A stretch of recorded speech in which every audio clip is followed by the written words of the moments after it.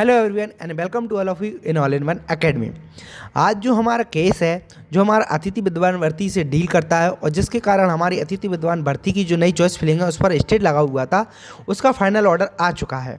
तो उसको हम इस वीडियो में डिस्कस करेंगे कि जो हमारा फाइनल ऑर्डर है वो क्या कहता है।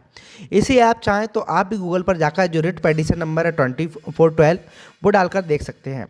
ठीक है, आपको क्या करना है, गूगल पर जाना है और MP high court status search करना है। वहाँ से आपको यहाँ बेंच दिखेंगी, उसमें से आपको गवालियर चूज़ कर लेना है और केस टाइप में रिट पेटिशन डाल देना है और नंबर की जगह पर 2412 सर्च कर लेना है और ईयर की जगह पर हम 2024 डाल देंगे। फिर उसके सामने डिटेल्स आ जाएंगी। ये जो लाइन दिख रही है यहाँ पे आपको जजमेंट ऑर्डर वाला सेक्शन क्लिक करना है, जिसमें आपके जितने भी इससे रिलेटेड ऑर्डर हैं केस से रिलेटेड सारे आ जाएंगे। इसमें फाइनल ऑर्डर दिया हुआ है डेटेड 3 जुलाई 2025 का। तो यही वो ऑर्डर है जो हमारे केस से डील करता है। तो चलिए इसे डिस्कस करते हैं। तो चलिए डिस्कस करते हैं इस केस को।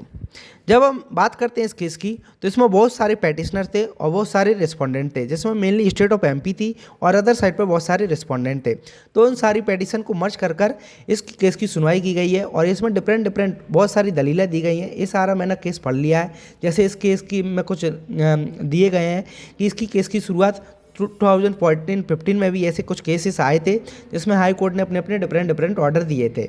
लेकिन जो आज का जो केस है वो हमारा रिवॉल्व करता है 2019 सर्कुलर के अकॉर्डिंग, और जो हमारा नया सर्कुलर आया था 2023 के जो अतिथि विद्वान भर्ती है उस नियम के चारों इर्द गिर्द घूमता है। तो जब हमारा 2019 का जो आया था ऑर्डर उसकी बात करें तो उसमें मेनली 4 कैटेगरी बनाई गई थी। पहली कैटेगरी जो हमारे डील करती थी कि आपके पास अगर PhD और साथ में नेट सेट है तो आपको कैटेगरी 1 में कंसिडर किया जाएगा। और दूसरी कैटेगरी थी कि अगर आपके पास PhD या फिर नेट सेट हो, PhD के साथ नेट सेट नहीं, या तो PhD हो या फिर नेट सेट, तो आप दूसरी कैटेगरी में आते हैं। और तीसरी कैटेगरी वो थी जिसमें आपके पास सब्जेक्ट में के साथ में MPhil हो। ठीक है, और फोर्थ कैटेगरी वो होती थी जिसमें न्यूनतम मिनिमम क्वालिफिकेशन मांगा जाता था आपसे PG। ठीक है, ये 4 कैटेगरी होती थी और इसी के बेस पर मेरिट बनती थी।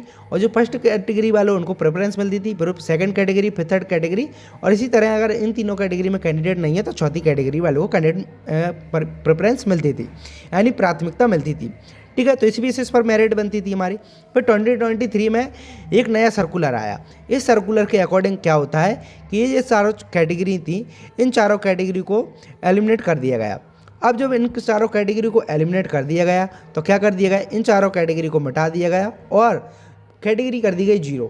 ठीक है, मतलब अब जो क्वालिफिकेशन है वो UGC नियम के अकॉर्डिंग अगर आपके पास PhD, नेट सेट या सिलेट इन चारों चीज़ों में से एक है तो आप गेस्ट फैकल्टी के लिए एलिजिबल है। ठीक है, जो पोस्ट आती है गेस्ट फैकल्टी की वो जनरली असिस्टेंट प्रोफेसर, प्रोफेसर या फिर जो स्पोर्ट्स ऑफिसर, इन सब के अगेंस्ट में आती हैं। ठीक है, तो ये जो गेस्ट फैकल्टी की क्वालिफिकेशन है वो कर दी गई UGC नियम के अकॉर्डिंग। ठीक है, तो ये कैटेगरी कर दी गई 0, मतलब अब कोई कैटेगरी नहीं रहेगी, सिर्फ एक ही कैटेगरी रहेगी। तो इसका डिसीजन कैसे होगा कि किसकी मेरिट कैसे बनेगी, तो उसके लिए किया गया क्या कि आपके PG मार्क्स यहाँ पर गेम चेंजर बन गए। आपका एक्सपीरियंस मार्क्स रहेगा अगर आपने पहले गेस्ट फैकल्टी पढ़ाया है तो। ठीक है, और आपके पास कैटेगरी का भी आपको बेनिफिट मिलेगा। अगर आप OBC में से तो आपको कुछ कैटेगरी का बेनिफिट मिलेगा। तो अब जो नई मेरिट लिस्ट बनने लगी वो मेनली वहाँ पर गेम चेंजर बना हमारा PG के मार्क्स। तो जो नई कैटेगरी जो 2023 के अकॉर्डिंग बनी उसमें आपके क्या होगा, PG के मार्क्स आएंगे। जस्ट इमेजिन कि आपके पास 75% आपके मार्क्स आए तो उसमें से 50 माइनस कर दिया जाएगा और 25% लिया जाएगा बेस। अगर आप कैटेगरी से बिलोंग करते हैं तो आपको इसका 10% दिया जाएगा, यानी कि 0.25। और इसके बाद अगर आपके पास एक्सपीरियंस है तो उसके मार्क्स जुड़ेंगे और इसके बाद अगर आपके पास डिसेबिलिटी सर्टिफिकेट है तो उसके मार्क्स मिलेंगे। तो इस तरह हमारी मेरिट लिस्ट के लिए क्या मार्क्स बढ़ने लगे। मतलब यहाँ पे जो मेन रोल प्ले कौन कर रहा था, मेन रोल प्ले कर रहा था हमारा क्या, हमारी PG मार्क्स। तो इसी के रिगार्डिंग केस था जो फैकल्टी ने किया था कि ऐसे कैसे हो सकता है, अगर किसी के पास PhD है और नेट सेट है तो उसके पास ज़्यादा क्वालिफिकेशन है तो उसको प्रेफरेंस मिलना चाहिए। अगर किसी के पास सिर्फ नेट सेट और PG है तो उसको कम, और अगर किसी के पास सिर्फ PG है तो उसको कम। तो ऐसा कैसे हो सकता है, तो ये तो अगर PG वाला कॉन्सेप्ट है वो तो ख़त्म ही कर दिया या क्योंकि आपको मिनिमम क्वालिफिकेशन इन चारों में सीख चाहिए। आपको PG के साथ क्या होना चाहिए, नेट सेट या PhD तो होना ही चाहिए। लेकिन समस्या यहाँ थी जो गेस्ट फैकल्टी पूर्व में काम कर रही थी उसको, कि PhD और नेट सेट वालों को एक कैटेगरी क्यों कर दी गई। इनको अलग अलग कैटेगरी में रखना था। मतलब अगर किसी ने पीएचडी और नेट सेट दोनों किए हैं तो उन्हें प्रेफरेंस ज़्यादा मिले, और अगर किसी ने सिर्फ नेट सेट किया है तो उसको प्रेफरेंस कम मिले। तो इसके रिगार्डिंग ये पूरा केस था, जिसकी पूरी कोर्ट ने ध्यान से सुनवाई की। अलग अलग केसेस का रेफरेंस दिया गया, जिसको आप पूरे ऑर्डर में पढ़ सकते हैं अगर आप पढ़ना चाहें। इसमें जो रिसेंटली बीएड का केस हुआ था उसका भी एक रेफरेंस दिया गया, और एक फाइनल ऑर्डर सुनाया गया। तो उस फाइनल ऑर्डर पर चलते हैं जो हमारे काम की चीज़ है, और उसमें देखते हैं कि हमारा जो कोर्ट है उसने क्या जजमेंट दिया है अपना। तो ये ऑर्डर है, उसमें बात की गई है कि जो हमारा सर्कुलर आया था 2023 का, अगर हम बात करें उसकी, तो उसके अकॉर्डिंग क्या होता है कि जो हमारी एलिमिनेट कर दी गई category, it is a bad law, ठीक है। लेकिन ये बैड लॉ तभी माना जाएगा जब वो 2023 से पहले कोई कार्यरत हो, उस विद्वान के लिए ही इसे बैड लॉ माना जाएगा, और उसके लिए इस कैटेगरी के बंधन नहीं होंगे।